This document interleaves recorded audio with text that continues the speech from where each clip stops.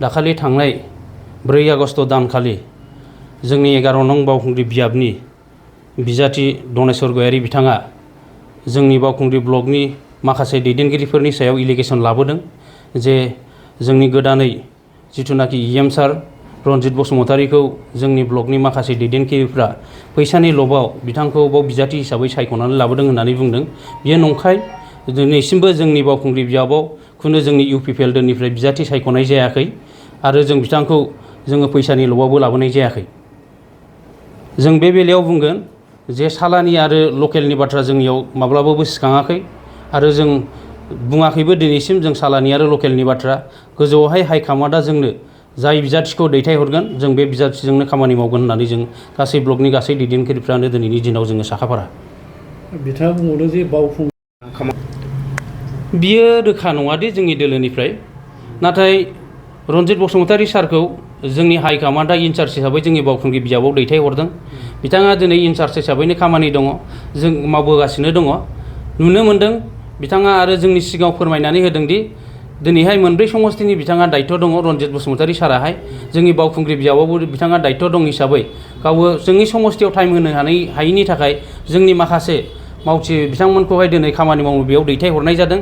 बेयावनो बिथाङा जोंनि 11 नं बावखुंग्रि बियाबनि जिथुनाखि बिपिएफनि बिजाथि दनेश्वर गयारी बिथाङा दिनै मिडियानि गेजेरजों बुंदों गुबुन जायगानिफ्राय सेंग्राफोर लाबोनानै बिथाङा दावराव खालामनो नागिरदों, मानो नागिरदों, बेवहाय जोंनि लकेलनि सेंग्राफ्रा गाज्रि मोनगोन होननानै बुंदों। जों बेवहाय दावराव खालामनो थाखाय जोंनि गथ'फोरखौ जों लाबोनानै फैयाखै।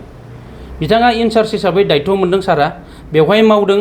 गाव मावनायाव समय होनो हायैनि थाखाय बिथाङा गावनि माखासे मावथिफोरखौहाय बेयाव दैथायहरनानै दिनै बे खामानिखौ मावनो थाखाय बिथाङा दिनैहाय आवगायनो थाखाय खामानि मावफैगासिनो दङ। जानो हागौ माखासे मावनायनि नुथायखौ नुनानै बिथाङा दिनैनि दिनाव समखिदोंबो जानो हागौ। बेनि थाखायनो बिथाङा दिनैहाय मिडियानि गेजेरजों आबल ताबल बखिनायखौ जोङो नुनो मोन्दों।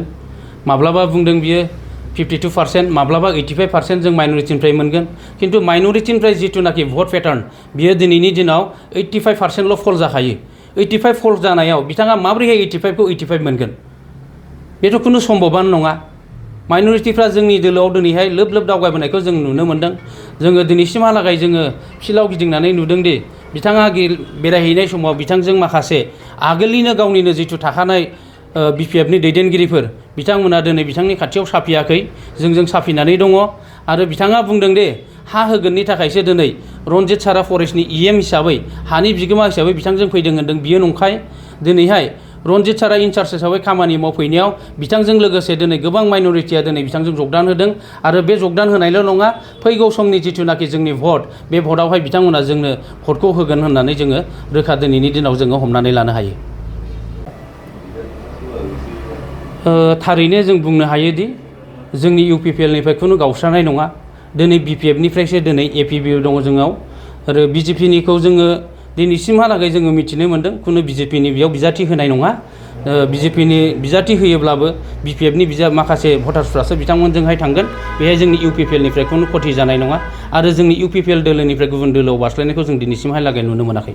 नोंथाङा फोथायोना बावखुंग्रि बियाबाव इउपिपिएल दोलोआनो 100% देरहागोन ना? औ निस्सय, इउपिपिएल दोलोआनो जोंनि बावखुंग्रि बियाबाव 100% देरहानाया खाथां जानानै दं दिनैनि दिनाव।